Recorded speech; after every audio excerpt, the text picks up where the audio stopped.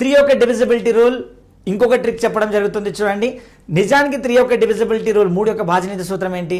Some of all digits to divide with 3. అన్ని అంకెల్ని కూడితే అప్పుడు రిజల్ట్ 3తో డివైడ్ అయితే ఆ నంబర్ 3తో డివైడ్ అయినట్టు. కానీ మనం ఇంకో ట్రిక్ చెప్తున్నాను చూడండి.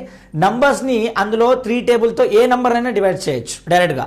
లేదు 2 లేదా అంతకంటే ఎక్కువ నంబర్లను కూడా యాడ్ చేసి అది 3తో డివైడ్ అయితే డివైడ్ చేసేయచ్చు చూడండి.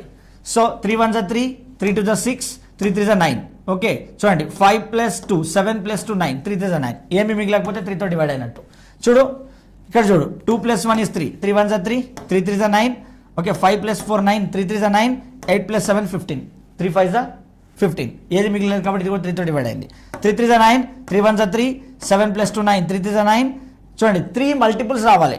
3 2 6, 4 + 2 6 కాబట్టి 3 2 6, 8 + 1 9 కాబట్టి 3 3 9. ఇది కూడా 3తో డివైడ్ అవుతుంది. మరి ఈ నెంబర్ 3తో డివైడ్ అవుతుందా లేదో ఆన్సర్ని కమెంట్ బాక్స్లో కమెంట్ చేయండి. సో